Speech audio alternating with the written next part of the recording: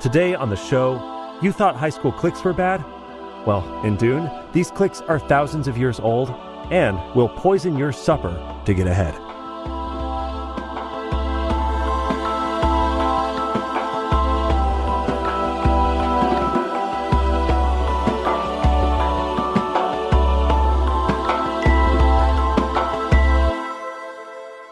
Welcome to Gom Jabbar, your guide to the iconic world of Dune.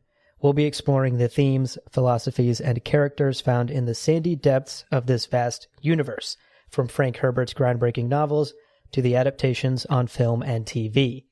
My name's Abu. And my name's Leo. And Leo, Yeah. I know the world has been stressful right now. Yeah. Everywhere you look, Yes. politics, Uh-huh. the news, Yeah. the world is on fire. Is this how we're starting? Welcome to this delightful conversation about the apocalypse. All right. Well, I was building up to a joke about how we're going to try and be lighthearted today, except the entire show today is about politics. So I was going to say, in a world where so many people are quick to draw lines, in the universe of Dune, lines have been drawn. Yeah. You know, people drew these lines of this is what your whole people is about. This is what we're about. No one knows what they're about, but we're pretty sure they're evil. You know, this happened thousands of years ago, but it's part of what makes the universe so fun. You know, you're meeting these characters who are representatives from planet blank or whatever, and it's just fun. It's fun to know that there's this whole backstory to each of these different kind of cliques or cultures or people. Exactly. And politics plays a huge role in the Dune universe. And so we wanted to really give our listeners a big picture, spoiler-free look at many of the factions that we'll encounter in the world of Dune, whether it's in Denis Villeneuve's upcoming blockbuster film, or if you're about to jump into the Dune novels for the first time. These are the many, many factions that you will encounter. Yeah. Today's episode is going to be a great opportunity for people who are new to the Dune universe, but I will say, Leo, as always, in preparation for this episode in particular, I learned something new. Yeah. And you and I are huge Dune fans. So if you're someone who has read all of the novels and watched the 1984 film and, you know, you're on the Dune subreddit yelling at me and Leo, that person is also going to get a lot out of today's episode. And I think this episode in particular, we've struck that balance. So I'm excited to get into it. And look, we're going to do deep dives into probably every one of these factions. Yes. And many of those deep dives will have lots of spoilers and lots of deep discussion about kind of where we align with different factions' goals and means and methods. Mm-hmm. And I promise you, if you, I was going to say simp super hard. Is that what? Am I a hype beast? Is that? Hold on. UrbanDictionary.com. There's a lot of Gen Z terminology that is outside my scope of understanding. Well, listen. I've never felt older. I'll pull it back. Did I make you feel old, even though I'm like 6 years older than you? If you stand super hard for one of these factions, don't worry. Again, we will get super into it. So let's get into it. Let's talk about the factions. And it makes sense, I think, to start with the biggest, most grand, most obvious ones, basically, which are the great houses and two very specific ones we've got in the left corner of the boxing ring. House Atreides, sweet Timothy Chalamet is fighting for House Atreides. Indeed. And in the right corner, we've got ooey goopy Harkonnens. Ooh. Ooey goopy. And in the upcoming movie, bald. Bald. All of them. All bald. Yeah. Yeah. Or in the 1984 film, they were all gingers. Every one of them was a ginger, which is just weird. Yeah. Neither are bad. They're great. Everyone's beautiful.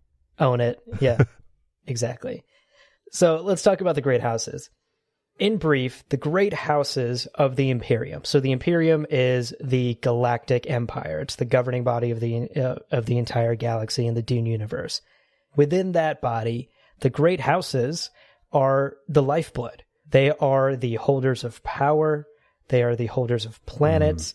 And these are the families that are constantly scheming and maneuvering for and against each other, or for and against the Emperor, or for and against the Spacing Guild. Right. And like you said, House Atreides, House Harkonnen are the two primary houses that will probably see and follow the most in the movies. And they're certainly the ones that play the biggest role in the novels as well.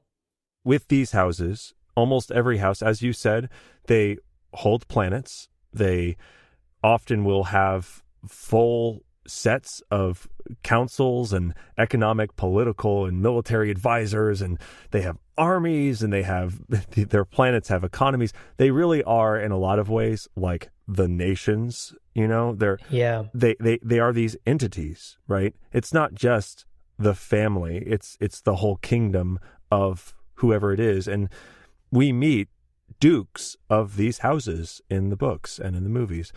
So it's good to be aware of that. When you see that person who is the head of House Harkonnen or the head of House Atreides, this is really the prime minister or the president or the king of this vast organization of so many people.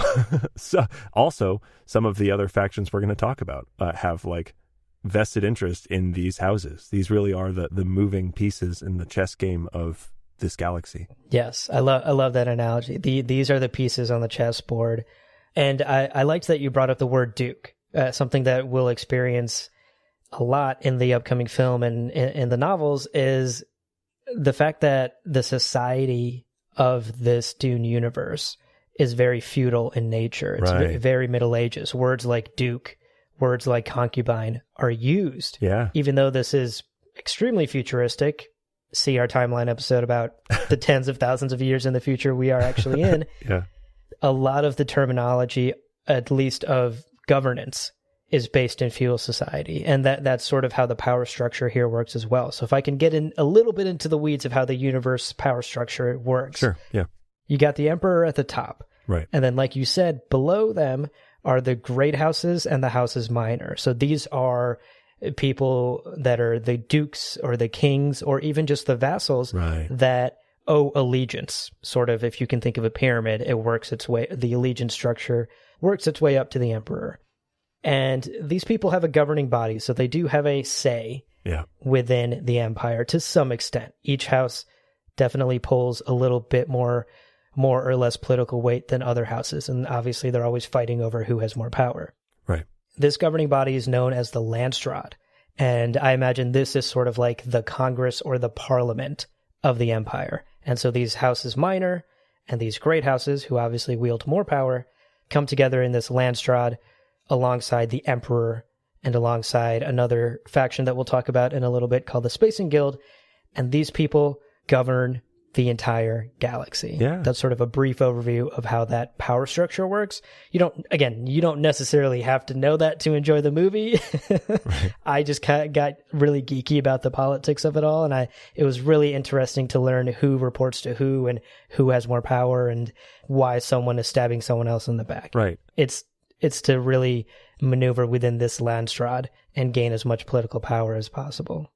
And correct me if I'm wrong, but the Emperor is the head of House Carino. Correct. So when we're talking about the Emperor, he's not some removed entity from that great houses. It was a great house that achieved that top of the pyramid position. So again, this is a structure that has been around for a very long time, tens of thousands of years.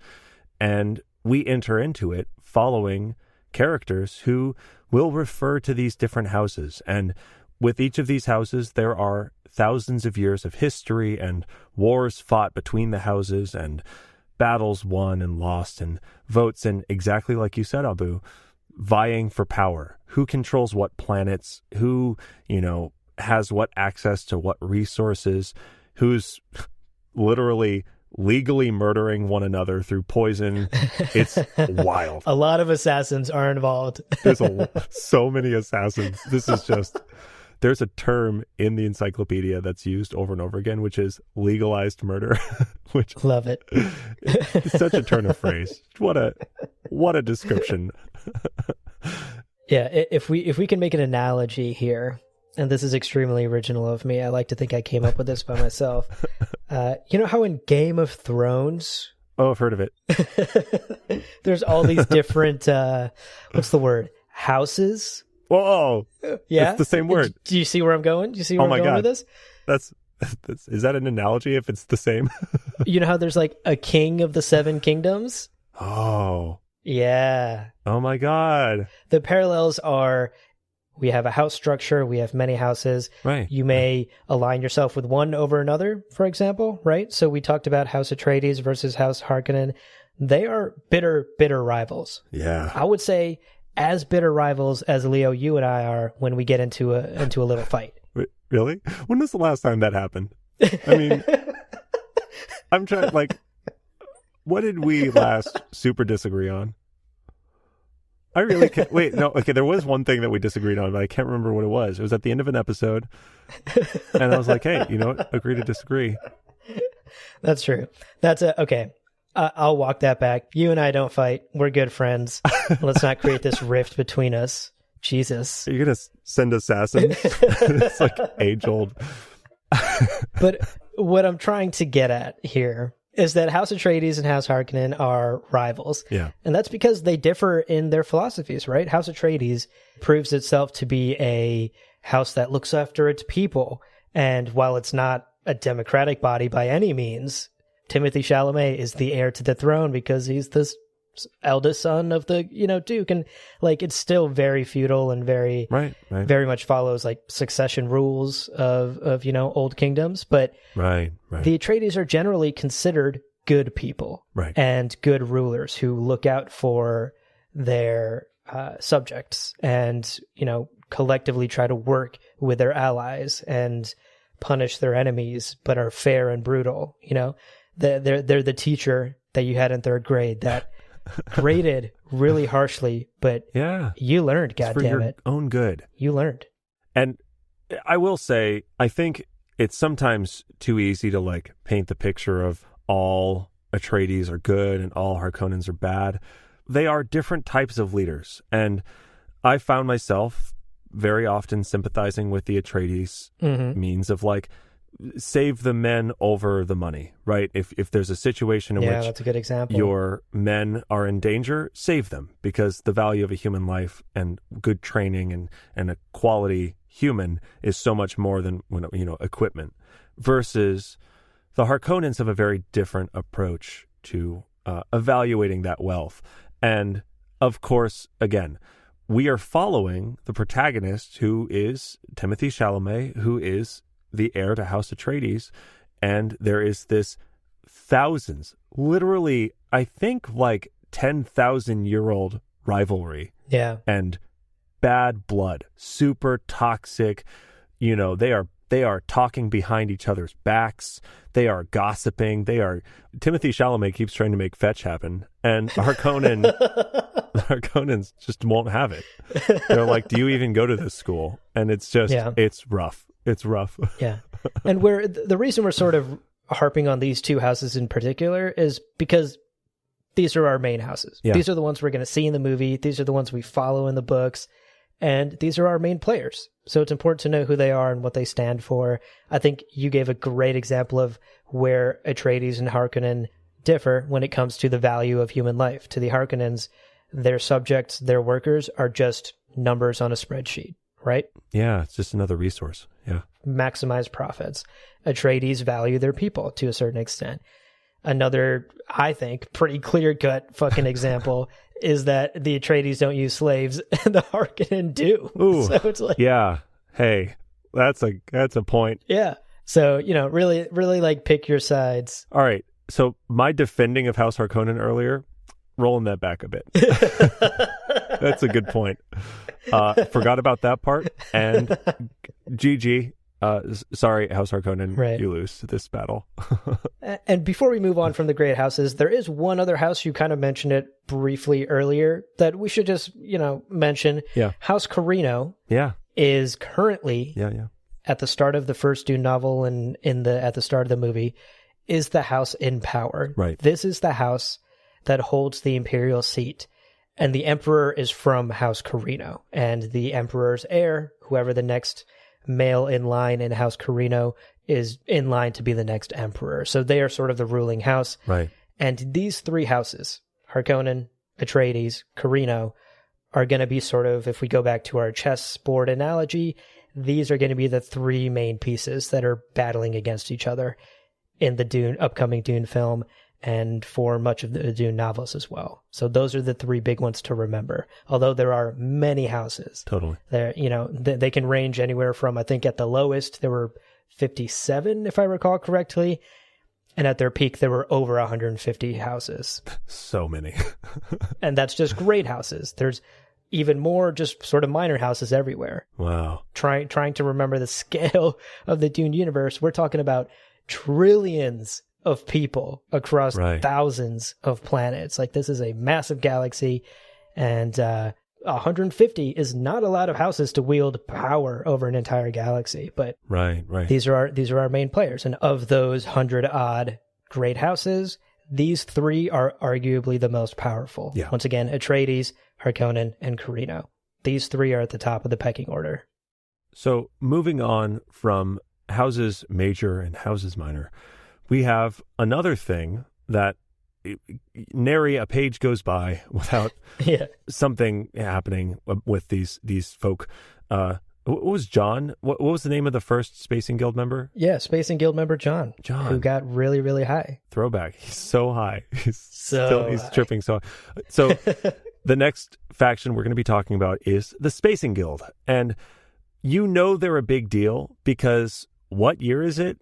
Oh, it's after the formation of the Spacing Guild 10,000 years. Right. They literally define the year. You know who else defines years? Jesus. I've heard of him. Yeah. It's crazy. That's how big of a deal the Spacing Guild is. Before the Spacing Guild formed, when we were talking about in our last episode, the discovery of ECAS, that was 8,000 years before the Spacing Guild was formed. Yeah. So the Spacing Guild is a huge deal, and they are really the backbone of the Imperium. They hold a monopoly, the monopoly on basically all transportation within the Empire. And again, all transportation. This is infrastructure monopolized. So moving resources, militaries, people, goods, all of it, everything. This is the Spacing Guild. Tourism, yeah. You and your family want to go to Disney World on another planet? Yeah. Better pay your guild dues, motherfucker. Yeah. Or you can't get on the ship to get there. Like, these guys hold a monopoly on everything that moves in the galaxy, at least when it moves across,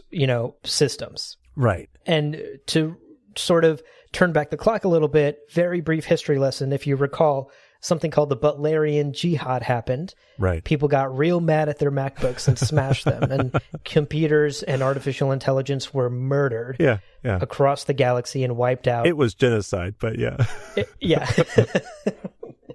mass genocide of artificial intelligence and advanced thinking machines. And now, in the modern times of the Dune universe, where the books and movie pick up, people don't trust technology. Right. But the problem is, you can't travel faster than light without a computer who can do calculations. Yeah. So the guild finds a solution. The guilds realize, and it's, we'll get into this in a future guild-focused episode, I'm sure, but there's all these theories about how the guild discovered spice and figured out they could use it. But suffice it to say, that's what the guild did. Right. They figured out spice melange, the most important resource in the galaxy, could be used. Back to our first guild navigator, John. He got really, really high off of it. So high. And unlocked limited prescient abilities and realized he could see the future in a limited capacity. And the guild realized they could train people to fly ships at faster than light speed or fly through hyperspace. Yeah. While they were high on this spice. Yeah. So they could see exactly the path the ship had to take to get from destination A to B, right, without crashing into an asteroid field, without plopping out in the wrong place. The sun. Coming out of hyperspace in the middle of the sun. Like, they could use those prescient abilities to see slightly ahead into the future and predict the correct path for these ships to take. So this was the workaround. Now that computers couldn't do the calculations to travel faster than light, these guild navigators, with the help of Spice, were just doing it with prescience. Yeah. I mean, again, you have these people at the terminals of a spaceship and they put in coordinates and they go, well, we know that's kind of where we're going. If we're going to hit something on the way, if we're going to end up in the sun of the system that we're trying to go to, because you imagine, like, if I'm driving to Jersey from New York, Jersey is in one place relative to New York, right? The streets don't change. Correct. Galaxies and planets move. They are all orbiting constantly. So when you are calculating traveling, you have to calculate time and other orbiting bodies, and so many things change. And so while that calculation couldn't happen, exactly to your point, John could get super baked on this Spice and be like, you know what? I see what you're doing there with the throttle and the steering wheel. I've seen forward a bit in time. It's going to work out. And they're like, thanks, John. Yeah. You're the best. It's going to be all right. Trust me. It's going to be. It's just Matthew McConaughey in like a big vat. All right. It's so dumb. I will say, I loved your analogy about New York and New Jersey. I used to live in Jersey. Yeah. And coming into work into New York every day, I too felt like I had to get just a little high to navigate that. Wow, Abu, I had no idea. Are you a Spacing Guild member, Abu?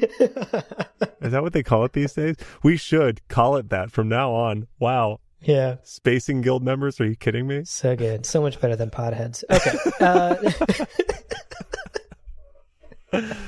So, again, like I was saying earlier, there is just so much to talk about with the Spacing Guild. Like, the encyclopedia gets into their origins. There's this extremely convoluted but incredibly interesting story on how the guild actually came together. Yeah. And then there's this incredible story about how they pitched themselves to the Empire, and they were like, hey, guys, we can get you from New York to New Jersey. Yeah. I promise. And, we figured out the GPS without the computer. Yeah. And, like, that's super interesting. Their organization itself is really interesting, and what they do with obviously they have a lot of power, right? Like, right. You control all travel in the galaxy. You have a lot of power. You have a lot of resources, a lot of power. So their organizational structure and what they're doing in certain sectors of their organization, super fucking fascinating and shady. Yeah, right. But we'll save all of that for another episode, because today we really want to focus on what their political power here is. And again, that just comes back to the fact that they are the stopgap between anyone traveling from one system to another. Right. If you need to travel, you must go through the guild. You have no other choice. They have a monopoly in the strongest sense of the word. The analogy here I used in our notes was, the gist is that the guild is just a group of intergalactic truckers. Yeah. In a galaxy where no one else ever passed their driver's license exam. Yeah, like I can put a toddler behind the wheel of a 18-wheeler, like, about, and it might work out. Like, it totally could. And I'm a way cheaper transportation company. That's cool. But side note, last month we lost 80% of our trucks. So good luck to us, our little Spacing Guild competition. I think the last thing to bring up about the guilds before we move on is their physical appearance. Oh, yeah. It'll be really interesting to see how, we haven't seen it, and we didn't see it in the trailer, but it'll be really interesting to see how the new movie depicts guild navigators specifically. So specifically, we're talking about John here. Yeah. There are normal humans in the guild that just do, like, accounting and shit, right? There's like an accounting department. Right. But guild navigators are the people who are at the joystick, flying these ships, getting high, predicting the future, and getting us safely to Disney World. And these navigators are biologically engineered and changed and developed throughout their life to become extremely attuned to the spice melange, the thing that they need to drive these ships through space. Yeah. And through this change, they're described in the books as these like fish-like people with webbed hands and feet. And like boneless, flat faces. And they're so used to the zero gravity of space that they float around in these tanks of gaseous melange. They're just like constantly floating in these tanks that are pulled around by other guild members. So it'll be interesting to see how weird and how far this new movie takes their physical appearance. Maybe the best move is to just do like the shadow and the gas, you know? Yeah, keep it mysterious. Because again, descriptions in the book are like big disc-like eyes and flat faces, and you know, obviously in the extended lore of Brian Herbert and Kevin J. Anderson's books, there's a lot more about the process. It's just wild. And if you watch the 1984 movie, shout out to the dude who mopped up the liquid that this big fish person leaves. That was secreting from the fish. Ugh. Oh my God. Everywhere they bring this navigator, they have to mop up after him. And that's just that guy's job. Shout out to you, man. Yeah. Low on the Space and Guild totem pole for sure. Yeah. I think MVP. Yeah. In my mind, I actually imagine the Guild navigators kind of like, what's that Guillermo del Toro movie with a lady who falls in love with a fish, with a fish man? Shape of Water? Shape of Water, yes. Yeah. I imagine the Guild navigators look like the Shape of Water fish. That could be cool. That could be cool. Yeah. I mean, it's been done in a movie before and people liked it, so... There's the Hellboy guy, right, as well? There's the Hellboy guy as well, yeah. The fish guy from Hellboy? Yeah. So there's some good ideas out there, Denis Villeneuve. Steal them. Steal them. Come up with your own? No. Just steal it. Okay, Leo. It's time to move on to what is easily going to be the hardest part of this episode for me. Yeah. We got to talk about this little old faction known as the Bene Gesserit. Yeah. Huge political players in the galaxy. Our goal here at Gom Jabbar is to equip you with... I love that you launched right into our mission statement. Listen. That's good branding. Straight to branding. We want to equip you with the best experience if you're reading it for the first time. And if you're coming back to it, or if you're a huge Dune fans like we are and you want to dive deep, let's dive deep. But in these episodes, there's so much to say, and there's so much that we cannot say, because the Bene Gesserit and learning about them and forming your own opinions about them is, I think, a big part of their mystique and frankly their power in world, because they're a very secretive group, and yet somehow, for being the most secretive group, they are on every page of the 700-page encyclopedia. When you look into anything in Dune, the Bene Gesserit are there in some way. Yeah. And this is the hardest part of the episode, purely for the fact that I don't know what we can say.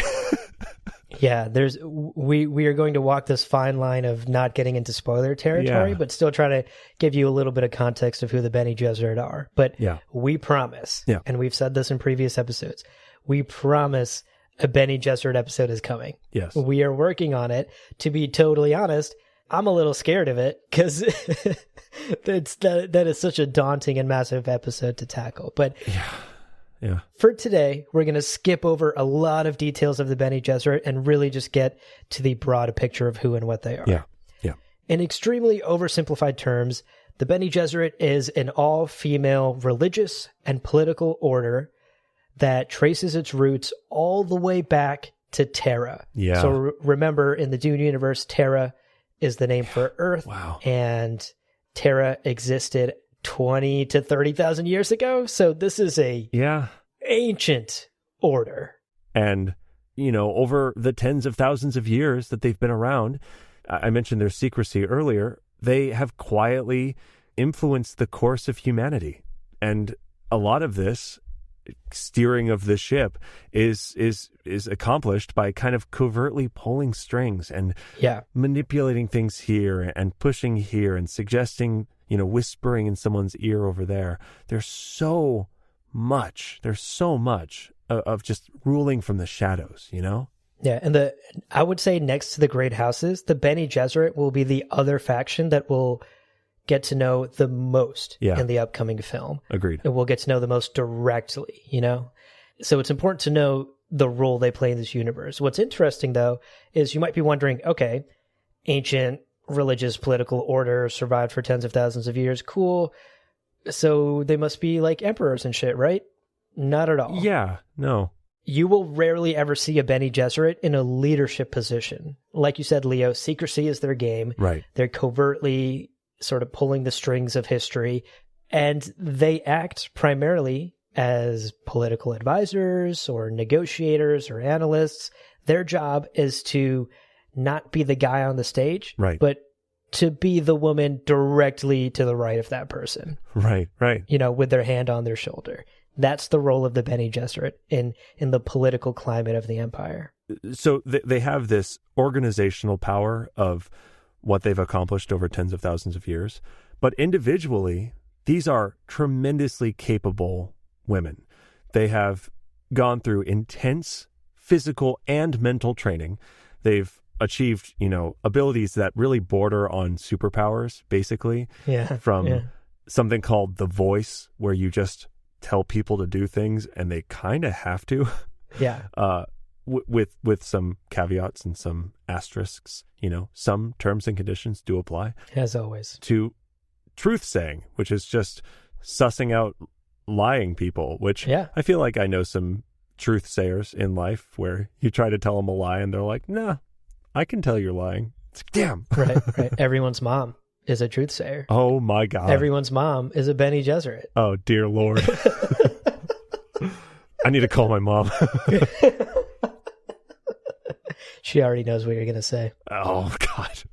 In addition to the voice and truth saying, though, they also have complete control over their bodies, complete control, specifically complete metabolic control. And this is kind of a mind-blowing fact. Yeah.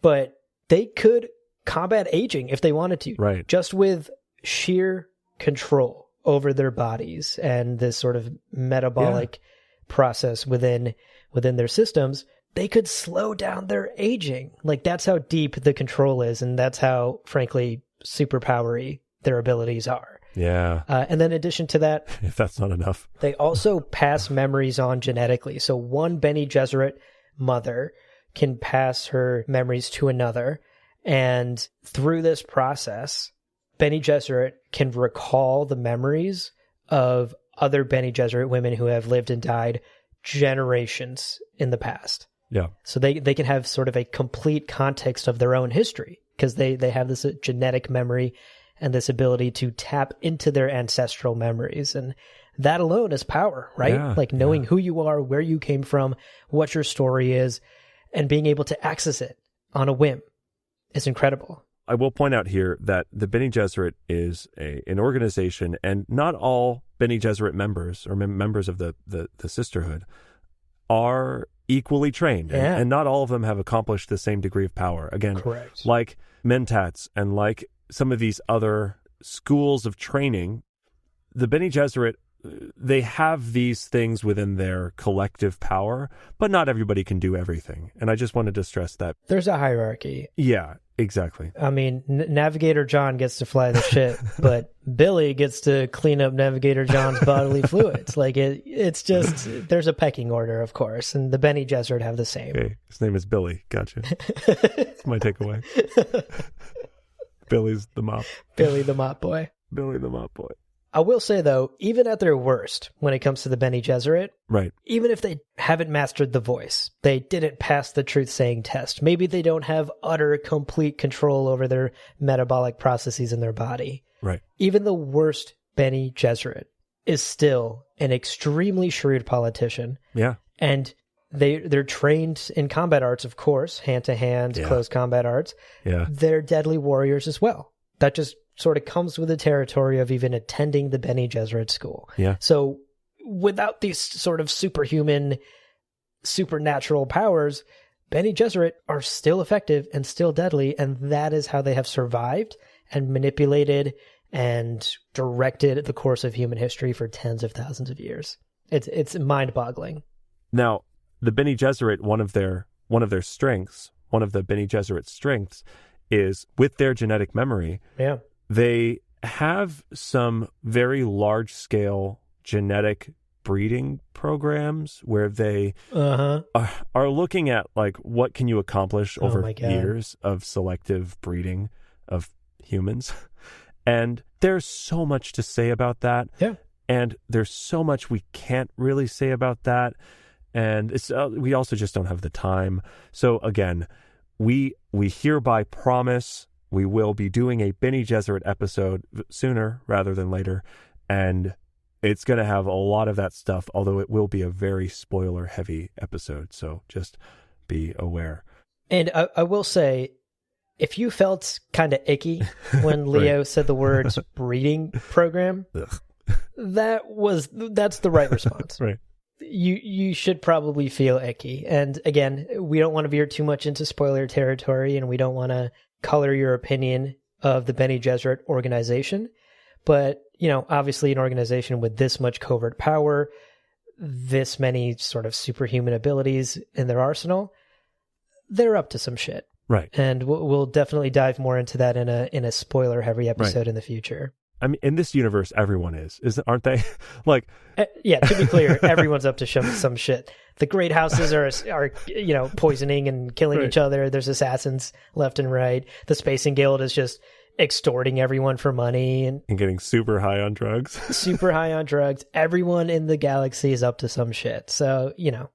Everyone's up to stuff. Now, I see you made a comparison that I do appreciate. Yeah.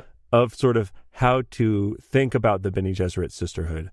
And I want to hand it off to you to kind of explain this, because I agree. I think this is a great way of thinking about it. So I was like, what's a good analogy I can make for each one of these factions? Right. And the houses, obviously, the Game of Thrones analogy, the guild, truckers in the galaxy analogy. The Bene Gesserit, then, to me at least, are basically the Jedi Order if the Jedi weren't completely incompetent and like 100 times more politically savvy. Yeah. We should just let him do that thing. Yeah. I feel some darkness in the corner, specifically in the Senate building. Like, what? We should think about this and do nothing. Yeah.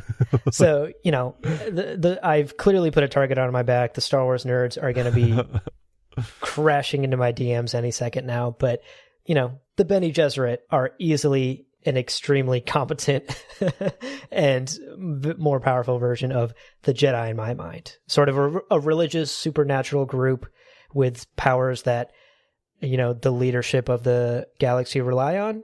There's a lot of analogies to make there.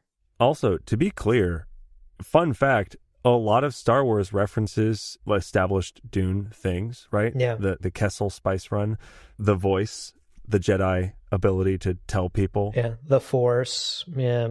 Right. There's so much there. When you have read Dune or seen the movie, go back and watch Star Wars and enjoy the fact that there are a lot of kind of tips of the hat to this established lore.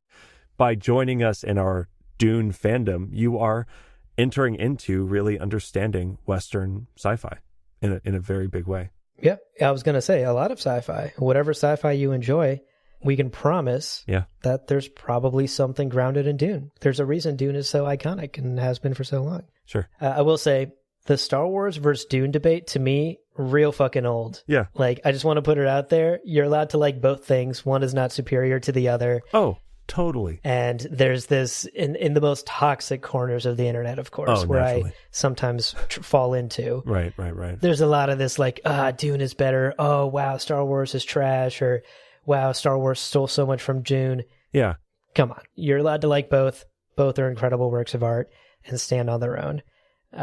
Let's move on from that. Can we establish an official Gom Jabbar stance on this? Yeah. Star Wars, Star Trek, and Dune are all incredible accomplishments with their own values and virtues, and you are allowed to love or hate all of them, and just don't rain on other people's parades. That is 1,000% correct. I co-sign. Let's seal this letter and ship it off to every fucking nerd on the internet. There we go. Check your inbox. Check your inboxes. It's coming. All right, so let's wrap up this episode. We've had a lot of fun. We've covered a lot of factions that we are most definitely going to see in the upcoming movie, and they play major roles in the novels. Right. But to wrap up today, we would be remiss if we didn't mention some minor factions that play roles within the novels, and especially in books after the first Dune book, in the subsequent novels that Frank wrote, they play larger roles. Right. So we may or may not see them in the film. Maybe we'll see them in sequel films if, fingers crossed, Dune becomes a franchise and we see more Dune films. But we still feel it's important to briefly mention them in case they do make some sort of appearance in the movie. Totally. And just because it's fun world building. And as a fan of Dune and as a listener of Gom Jabbar, you should know this. This will be on the final. Yeah, it's fun. And yeah, it'll be on the final. No doubt. So the first is Chom. And Chom is talked about. I mean, Chom, I don't really anticipate that you're going to meet a lot of people from Chom, but this is the combine. Oh, I did not prepare myself to read this out loud. I don't. Combine Honnet Ober Advancer Mercantiles. Yeah. I think that's right. Is basically big business. I learned that Chom is an acronym, and maybe all caps is a hint. Like maybe the fact that it was CHOAM, Chom, in all caps, I should have known that it stood for something. I imagine like young Leo reading Dune and being like, and screaming Chom in your mind every time you came across it. Chom! Chom! Just every time. That's so funny. I love that idea. Yeah. So if you're like me and you just shouted Chom every time, welcome to my corner. But that is an acronym, and you can immediately forget it because everyone just refers to them as Chom. No one's like, oh yeah, the Advancer Mercantiles. No one refers to any part of that acronym. They are simply Chom. Yeah. Yeah. Yeah. And to really boil them down, they're basically a financial regulatory body. Woo! And that sounds super, super boring, but give me 2 minutes, and I promise to do my best to make them sound slightly more interesting. So this regulatory body, what do they do and why do they exist? Again, going back to some of these sort of real world and other fictional analogies I've been trying to make. Right. Leo, you know how when all of Europe at one point got together and shook hands and agreed that everyone would just use the euro as currency? Yeah. Because dozens of countries using different currencies and currency exchange rates would have just fucked everything up. Yeah. That is Chom, basically. Oh, okay. So when the Spacing Guild arrived and suddenly trade was possible across star systems and across many different planets, and the galaxy sort of exploded out in expansion, someone needed to be there to regulate finances, right? Like every planet can't have its own money, and every planet can't have its own stock market, and every planet can't have its own totally independent economy in a galaxy that depends on intergalactic trade. So that's where Chom comes in. Chom came in and was like, yo, everyone, we're using the euro. Put away your stupid little pennies. Everyone just use the euro. Stop trying to pay with coconuts or clamshells or whatever it is you're digging up off your alien planets. Yeah. And I'm sure people that work in Chom are really boring. Oh, totally. Yeah. You know, like I'm sure they do shit like, I don't know, trade agreements, negotiate trade agreements and come up with financial regulations to control the markets and APRs. Yeah, a lot of, CPIs and APIs and KPIs and all of these acronyms. Like none of that really matters to me as a Dune reader, but it is important to know that a regulatory financial body exists in the Empire. Yeah. So that's Chom in a nutshell. Like you said earlier, I doubt we will come across Chom in the movies. Yeah. They're definitely mentioned a number of times in the books, but honestly, unless I'm forgetting, I cannot even recall ever coming across a Chom character in the books. Yeah. They're sort of just in the background. Yeah. I don't really think we meet anybody. I mean, they're talked about. They're mentioned in a few conversations. Yeah. I love that Euro example. That's great. Yeah. Mm-hmm. So the next group that we're going to talk about are the Ixians. Yes. In a world of minimal technological development, and we keep talking about this, no more computers. Since the Butlerian Jihad, thinking machines, artificial intelligence, all of these things are gone. the Ixians exist as one of the sole exceptions to the rule, right? They are really some of the only people in the galaxy who are still making new technology. Now, to very briefly touch on their history, there was this planet Rachis and planet Komos. And these two planets served as the epicenter of the Butlerian Jihad. So we keep talking about the Butlerian Jihad. It started on planet Rachis. And once the Jihad had passed and had sort of expanded out of that system, basically the Silicon Valley CEOs who had all had their wrists slapped for making artificial intelligence were punished by basically being isolated, which kind of worked out for them because they were like, well, I guess we'll just make more cool shit while no one's looking at us. Yeah. And that's kind of what they did. But they definitely did learn a lesson with the uncontrollable artificial intelligence technologies. So by the start of Dune, Ix and Ixian technology, so the planet Ix and Ixian technology and Ixian folk, these are all synonymous with the sort of cutting edge, shiniest, highest tech stuff, and nearly to the point of being illegal, but never getting to that point of we can't control this. You know, they are making the Keurig coffee machines, and the Emperor's going, you watch yourself. It seems pretty smart. And they're like, it's not smart. You have to push the button. Exactly. You have to refill the cup yourself. And the Emperor goes, okay. It's not gonna overthrow me. And they go, no, it's just a coffee machine. I should write these examples down before I use them. That was dumb. That was an excellent off-the-cuff example, Leo. Don't be ashamed. Oh, thanks, buddy. They're making Keurig machines. That's exactly right, though. They're creating technology that is just legal enough for everyone to feel cool with using them and not feel guilty about breaking any rules and laws that are laid down in the Great Convention, which is sort of like the Constitution of the Empire that says no thinking machines. And at the same time, people in the world want technology, right? Like they need technology, and it provides a certain level of convenience to the average citizen of the galaxy. And so so the Ixians are definitely in the background, but we see their technology everywhere, and it's definitely used by most of the power players in the galaxy, at least the people that can afford the Ixian technology. And this is sort of the way for the galaxy to walk this fine line of, we don't trust technology, but we live in a vast, expansive empire, intergalactic empire, that definitely needs some sort of technology, you know? Like, we're okay with an iPhone as long as there's no Siri on it, right? Like that sort of thing.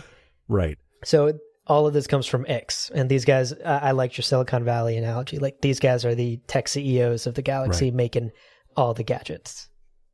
So if the Ixians turn the sort of tech dial to, 9.9 out of 10, where 10 is illegal and 9.9 is just a little bit okay. Yeah. Generally kind of begrudgingly accepted. Yeah. The Tleilaxu, who we're going to talk about now, tore that dial off the machine and then made it into a drug, and then they're like snorting it at the bachelor party. The Tleilaxu are wild. And a big part of why they're crazy, wild, generally despised people is because the Butlerian Jihad missed them. Right. Didn't quite reach them because they're sort of on the edges of the known universe. They kind of live way out there. Yeah. And the genocide just didn't reach their planet. Yeah. The irony here is that the Tleilaxu, of all of the cultures that have kind of the factions that have evolved, they were really going hard into technological development and some artificial intelligence and some thinking machines. And so when the Butlerian Jihad just missed them, there's a lot there's a lot of power that they had. Yeah. And of course, distance is something that breeds distrust and rumors, right? Right. And the Tleilaxu, you sort of mentioned this earlier, are kind of hated by everybody. Like, everyone is just like disgusted by them and belittles them and looks down on them, even though, again, they're pretty significant power players in the galaxy. It's true. You know, they are one of the cultures that I remember reading, you know, not super often, but enough that I was thinking, I should probably learn about these Tleilaxu folk. Yeah. And again, much like the Ixians, a lot of Tleilaxu technology, because these people, like you said, are not holding back. They are full on blasting ahead with experimentation and just some of the weirdest, grossest technological advancements you can come up with. To me, the Tleilaxu are that one scientist who literally has no morals and like doesn't believe in an ethical peer review of his work. He's just here to do the freakishly weird experiment just because he can and he wants to find out how to do it. And that's like an oversimplified version of the Tleilaxu. Like they are creating technology that is so weird, but weirdly crucial to the rest of the universe that they gain a modicum of political power and sway. It's weird. They're outsiders that have sort of forced their way in because of the weird, batshit crazy things they're doing. Yeah. It's, you know, they provide a very few, but some very important services. And we mentioned actually already a couple of things that the Tleilaxu have contributed to the galactic stage, which one of the things is face dancers. Yeah. We talked about when technology and technological development kind of ebbed away, humanity changed to biological development and kind of evolving the human capabilities and what can the human mind do, right? The Bene Gesserit learning how to slow their own aging, the Mentats being able to calculate incredible calculations, they literally predicting the future with math, the Spacing Guild members like John getting so high he can see the future. John, MVP John. The Tleilaxu face dancers, we talked about them briefly, were really good. At first, they were just like fun entertainment from faraway Tleilax, but they eventually became really adept assassins because what their ability is perfect mimicry. They would actually control and contort the muscles in their face to look like different people.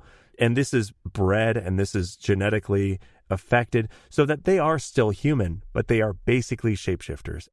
Yeah, I was going to say, this is thanks to like weird genetic and biological experimentation, not because they looked in a mirror and practiced how to make faces for a really long time. Like, this is because of the weird things that the Tleilaxu are doing. And they end up creating shapeshifters, people that can change the way they act and sound and look just by controlling the physical shape of their body. So that's just a taste of what the Tleilaxu are doing way out there in the far reaches of the galaxy. They're doing weird shit with genetics, and it's morally questionable and definitely probably illegal things that they're doing. But the rest of the galaxy sort of turns a blind eye because some of it ends up being useful.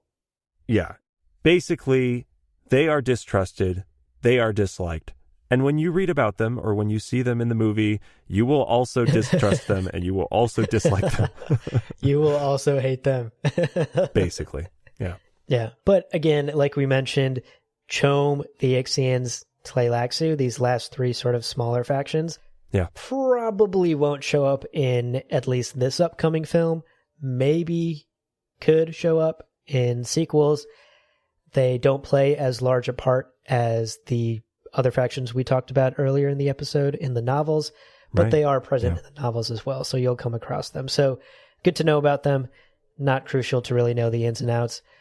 Of course, you know, Leo, knowing you and me, we will probably spend over an hour talking about just Chom, doing an episode about each and every one of these people because we're just so fascinated by them. But we'll come up with 19 different names for different boring bureaucrats who negotiate trade and... Yeah.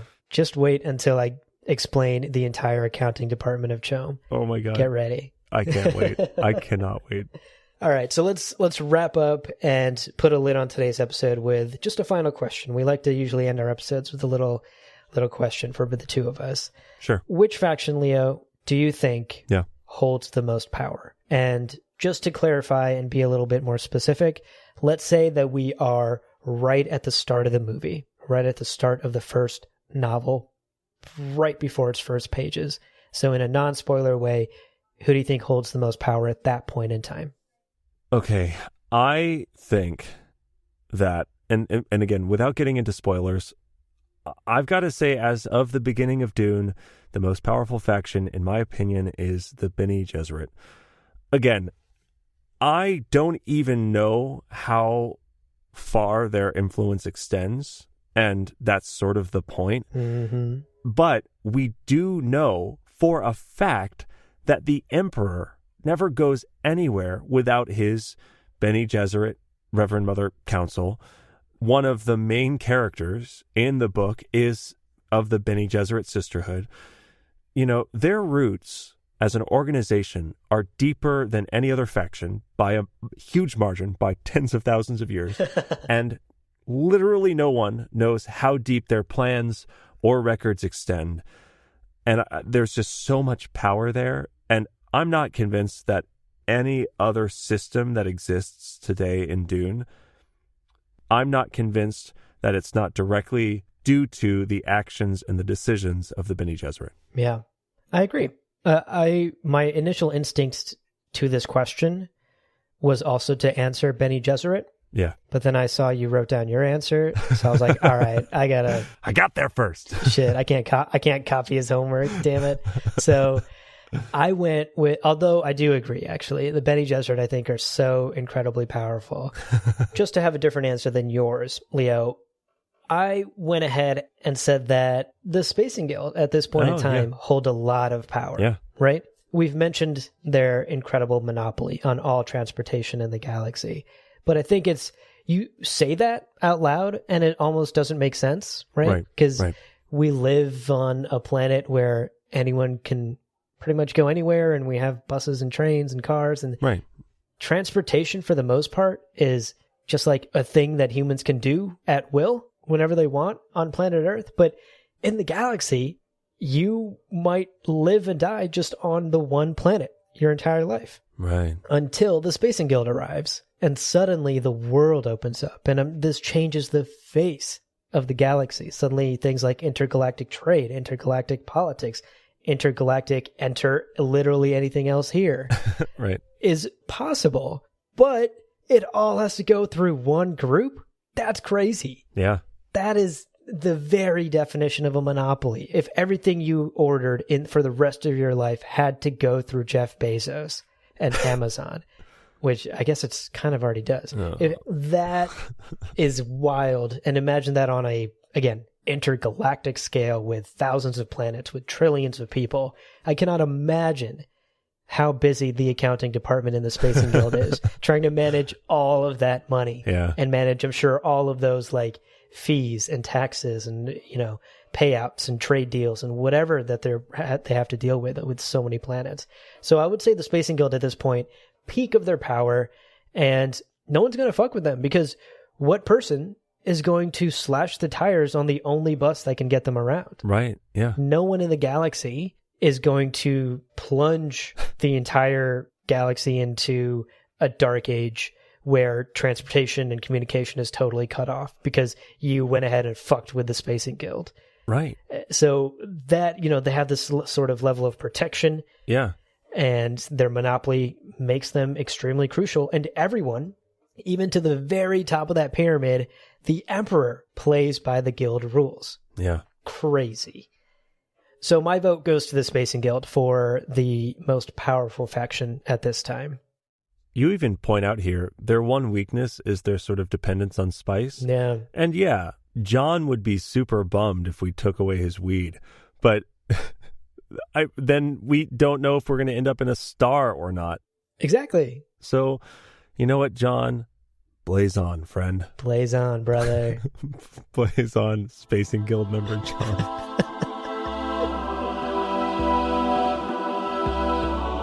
Well, friends, there is no real ending. It's just the place where you stop the recording.